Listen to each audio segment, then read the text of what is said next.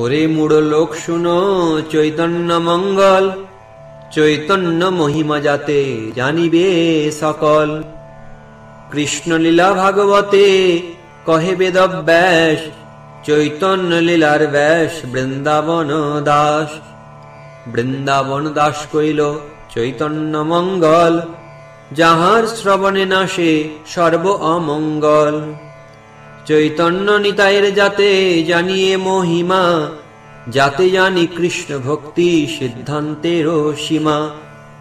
ভাগবতে যত ভক্তি সিদ্ধান্তেরও সার, লিখিয়াছেন ইহা জানি করিয়া উদ্ধার।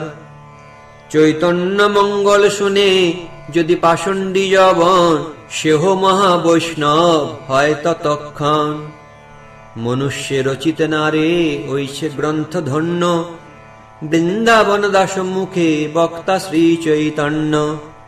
বৃন্দাবন দাস পদে কোটি নমস্কার, ঐছে গ্রন্থ করিতে হো তারিলা সংসার।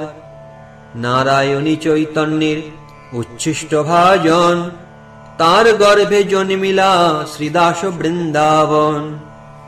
তার কি অদ্ভুত চৈতন্য চরিত বর্ণন, যাহা শ্রবণে শুদ্ধ কইল ত্রিভুবন। তার বন্দনা করে শ্রীল লোচন দাস ঠাকুর তাঁর রচিত শ্রী চৈতন্য মঙ্গল সূত্রখণ্ডে বলেছেন, বন্দিব শ্রী বৃন্দাবন দাস এক চিতে, ভাগবত মোহিত যার ভাগবত গীতে। শ্রীল দেবকীনন্দন দাস ঠাকুর তাঁর রচিত বৈষ্ণব বন্দনায় বলেছেন, নারায়ণী সুত বন্দ বৃন্দাবন দাস, যার কবিত্ব গীত জগতে প্রকাশ। শ্রীল বৃন্দাবন দাস ঠাকুর ভক্তি শাস্ত্রে প্রগাঢ় প্রতিভা সম্পন্ন ছিলেন এবং বৈষ্ণবাচারে অবস্থিত হয়ে বৈষ্ণব গুরুবর্গের মহিমা প্রচার করবার জন্য কায় মনোবাক্যে চেষ্টা করেছেন। অসাধারণ কবিত্ব শক্তির অধিকারী ছিলেন তিনি। তাঁর শ্রী চৈতন্য ভাগবতের বিভিন্ন স্থানে ভক্তি সিদ্ধান্তের অপূর্ব সামাজিক মীমাংসা স্বর্ণাক্ষরে খচিত আছে।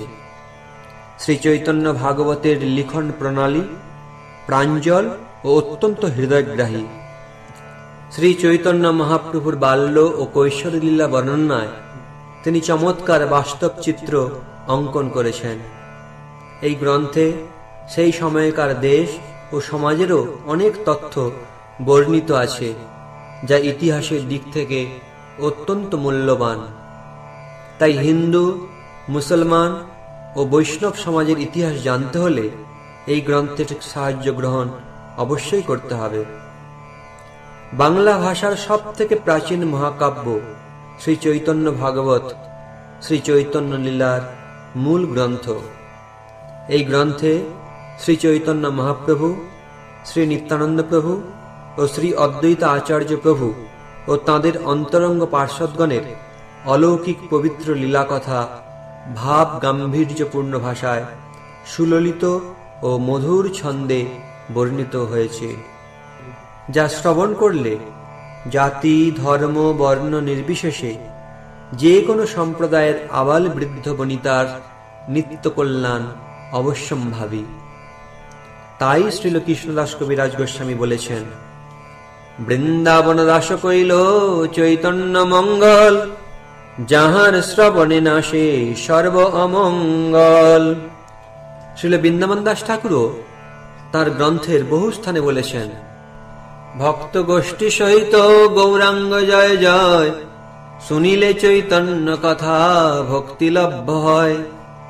ধনে কুলে পাণ্ডিত্যে চৈতন্য নাহি পাই, কেবল ভক্তির বশ চৈতন্য গোসাই। ঠাকুর বৃন্দাবন দাস ঠাকুর সম্বন্ধে আমাদের পূর্বতন আচার্য শ্রীল ভক্তিবিনোদ ঠাকুর মহাশয় বলেছেন, ঠাকুর বৃন্দাবন দাস কেবল বৈষ্ণব জগতের রত্ন নন, তিনি বঙ্গীয় সাহিত্য সমাজের একটি অলঙ্কার স্বরূপ।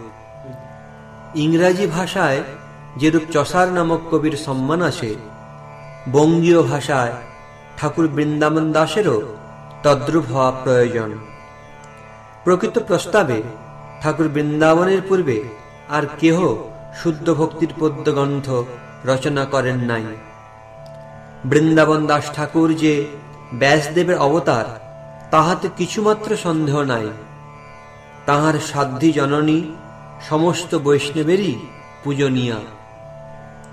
শ্রীল বৃন্দাবন দাস ঠাকুর শ্রী চৈতন্য ভাগবত ছাড়াও শ্রী নিত্যানন্দ অষ্টকম এবং মহাপ্রভু ও নিত্যানন্দ প্রভুর গুণ, রূপ ও মহিমা সূচক বিভিন্ন পদ রচনা করেছেন। তিনি জাহ্নবী মাতার সঙ্গে খেতুরি গ্রামে মহোৎসবে গিয়েছিলেন। তিনি চৈত্র কৃষ্ণ দশমী তিথিতে তিরোধান লীলা করেন। শ্রী চৈতন্য ভাগবত প্রথম অধ্যায়ের সংক্ষিপ্ত সার। শ্রী চৈতন্য ভাগবতের প্রথম অধ্যায়ে প্রথম 5টি সংস্কৃত শ্লোকে সপার্ষদ শ্রী চৈতন্য মহাপ্রভু ও শ্রী নিত্যানন্দ প্রভুর বন্দনা করা হয়েছে। গ্রন্থকার গ্রন্থের শুরুতেই ভগবত ভক্তের বন্দনা করেছেন এবং ভক্তের পূজা যে ভগবানের পূজা থেকেও শ্রেষ্ঠ তা প্রতিপন্ন করেছেন। তারপর শ্রী বলদেব, যিনি স্বয়ং শ্রী নিত্যানন্দ প্রভু, তাঁর বন্দনা করেছেন। শ্রী নিত্যানন্দ প্রভু কেবল গ্রন্থকারের গুরুদেবই নন, তিনি জগৎ গুরু। তিনি অনন্ত শেষ রূপে সর্বদা সহস্র মুখে শ্রী চৈতন্য মহাপ্রভুর সেবা ও গুণকীর্তন করছেন। তিনি দেবাদিদেব মহাদেবেরও আরাধ্য। তাঁর কৃপা হলে জীব শ্রী চৈতন্য মহাপ্রভুর নিত্য সেবায় অংশগ্রহণ করতে পারে।